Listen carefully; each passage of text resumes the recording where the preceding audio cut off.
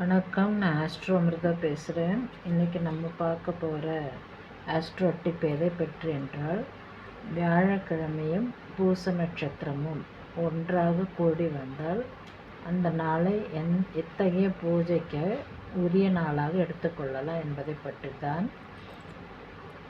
எப்பொழுதெல்லாம் நமக்கு வியாழக்கிழமை நாளாக வருகிறதோ அந்த நாளெல்லாம் நாம் குரு நாளாகவே ஏற்றுக்கொள்வோம். குரு பூஜை செய்வது உத்தமம்தான். அதே சமயத்தில் அதே வியாழக்கிழமை பூச நட்சத்திரம் என்று குறிப்பிட்ட அந்த நட்சத்திரத்தில் வரும்பொழுது இன்னும் கூடுதலான மேன்மை தரக்கூடிய நாளாகவும் இருக்கிறது வியாழக்கிழமை. அதேபோல் பூச நட்சத்திரமும் நல்ல ஒரு நட்சத்திரமாகவும் இருக்கிறது. எனவே எப்பெல்லாம் நமக்கு எப்பொழுதும் அடிக்கடி பூச நட்சத்திரமும் அதே போல் வியாழக்கிழமை ஒன்றாக வருவது கடினம்தான். ஆனால் சில வேளைகளில் அதிர்ஷ்டவசமாக நமக்கு ஒரு வியாழக்கிழமை பூச நட்சத்திரத்து அன்று வந்தால் நமக்கு நன்மையே தான். அந்த நாளன்று எத்தகைய பூஜை செய்யலாம் என்றால் குபேர பூஜையை செய்யலாம். இந்த பூஜை செய்யும் பொழுது, அதாவது குபேர வழிபாட்டுக்குரிய முக்கியமான நாளாகவும் வியாழக்கிழமையாகவும் பூச நட்சத்திரம் கூடிய நன்னாள் தான். இது அபூர்வமாகவே வரும். வெள்ளிக்கிழமைகளில் வழிபடுவது நன்மையை தரும். அதாவது குபேரரை நாம் வெள்ளிக்கிழமை அன்றும் வழிபடலாம், அதுவும் நன்மையை தரும். மேலும் இந்த குபேரரை வழிபடும் நாள் முழுவதுமே, அதாவது அந்த நாள் முழுவதுமே, ஒருவேளை வியாழக்கிழமை பூச நட்சத்திரமும் அல்லது வெள்ளிக்கிழமை குபேரருக்கு தனியாக நாம் பூஜை நாளாக எடுத்துக்கொள்கிறோம் என்று எடுத்துக்கொண்டாலும் அந்த நாள் முழுவதும் அமிர்த சித்த யோகமாக அமைந்திருந்தால் இன்னும் சிறப்பு.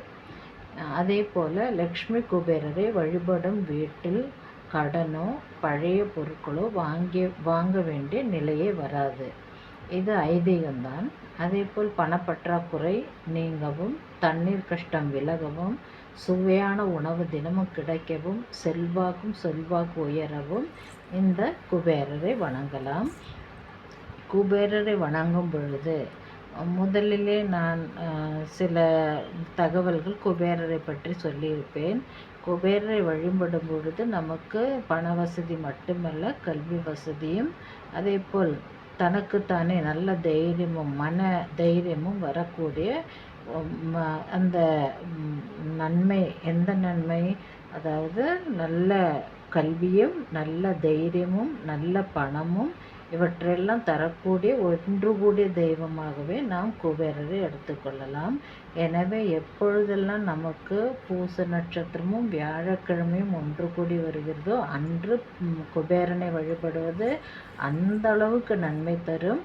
அதேபோல் வெள்ளிக்கிழமை அன்றும் தனியாகவே நாம் ஒவ்வொரு வெள்ளிக்கிழமை குபேரரை வழிபட்டு வரலாம், அதுவும் நன்மையை தரும். அதே போல் இவருக்கு வியாழக்கிழமையும் பூச நட்சத்திரமும் அதேபோல் வெள்ளிக்கிழமை தனியாக அவரை பூஜை செய்வதாக இருந்தாலும் இந்த 2 நாட்களிலும் வரக்கூடிய யோகமானது அமிர்த யோகம் அல்லது அமிர்த சித்த யோகம் அல்லது சித்த யோகம். இந்த மாதிரி வரும் பொழுது நிச்சயம் நல்ல நன்மையே கிடைக்கும்.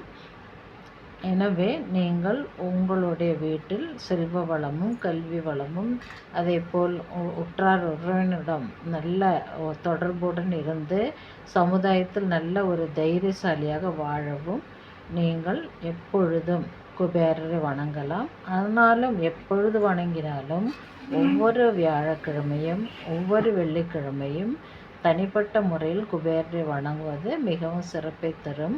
அதே போல் வியாழக்கிழமை அன்று